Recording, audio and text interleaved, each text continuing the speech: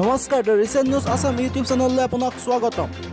আজি সংগ্ৰহিত বাতৰিসমূহৰ ভিতৰত কিছুমান অতি গুৰুত্বপূৰ্ণ বাতৰি আপোনালোকক জনাবলৈ ওলাইছোঁ। অক্সফৰ্ড কোভিড-19 প্ৰতিষেধক প্ৰস্তুত কৰিব ভাৰতীয় কোম্পানী। প্ৰতিষেধক প্ৰস্তুত কৰা ভাৰতৰ আগশাৰীৰ কোম্পানী চিৰাম ইনষ্টিটিউট অফ ইণ্ডিয়াই অহা 2 সপ্তাহৰ ভিতৰত প্ৰস্তুত কৰিব প্ৰতিষেধক।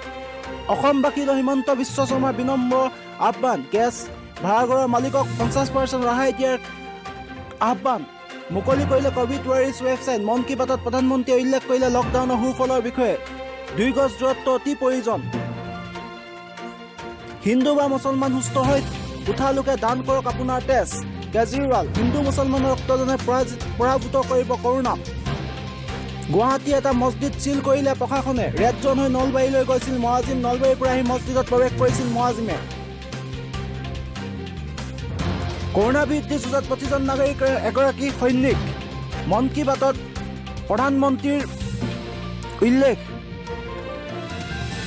কৰোণা ভাইৰাছৰ সংকট আৰু দেশজোৰা লকডাউনৰ মাজতে দেওবাৰে প্ৰধানমন্ত্ৰী নৰেন্দ্ৰ মোদীয়ে মন কী বাতত মহামাৰীৰ বিৰুদ্ধে যুঁজত জনসাধাৰণক অৱদানক প্ৰশংসা কৰে।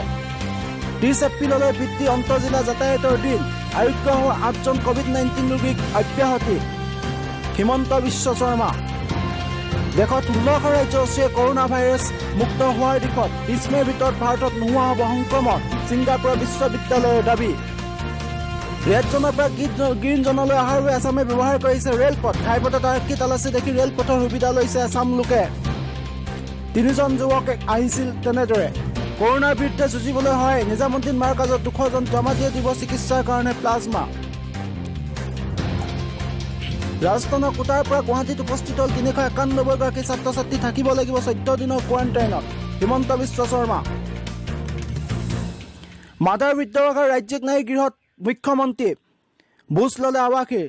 জ্যেষ্ঠ দৰিদ্ৰ আশ্ৰয়হীন লোকৰ বাবে চৰকাৰে লৈছে পদক্ষেপ। ৰাজস্থানৰ পৰা পুনৰ কৈছোঁ, ৰাজস্থানৰ পৰা আহি পালে 391গৰাকী শিক্ষাৰ্থী। সুকলমে নিশা 12 বজাত ৰাজস্থানৰ পৰা সৌজাত পালেহি 391গৰাকী শিক্ষাৰ্থী। আজি দিল্লী আৰক্ষী অপৰাধ শাখাৰ ওচৰত হাজিৰ হ'ব পাৰে মৌলানা আছাদ। কৰোণা সংক্ৰমণৰ পৰীক্ষাত নিগেটিভ পোৱা গ'ল তেওঁৰ ফল।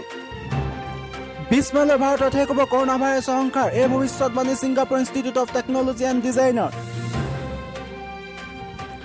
মাস্ক নিপিন্ধিলে পেট্ৰল পাম্পত নাপাব তেল। বিশ্বনাথ জিলাৰ উপায়ুক্ত ধ্ৰুৱজ্যোতি দাসে শনিবাৰে তৎকালীন কাৰ্যকৰী হোৱাকৈ নিৰ্দেশ কৰিলে জাৰি। নুমলীগড়ৰ ৰৰদূৰত গাঁৱত নৃশংস হত্যা। মানসিক বিকাৰগ্ৰস্ত স্বামীয়ে ঘপিয়াই প্ৰাণ ল'লে পত্নীয়ে। অতি দুখজনক বাতৰি। Assam government direct all education institute not to increase fees. April মাহৰ ফিজটো 50% ল'বলৈ আহ্বান।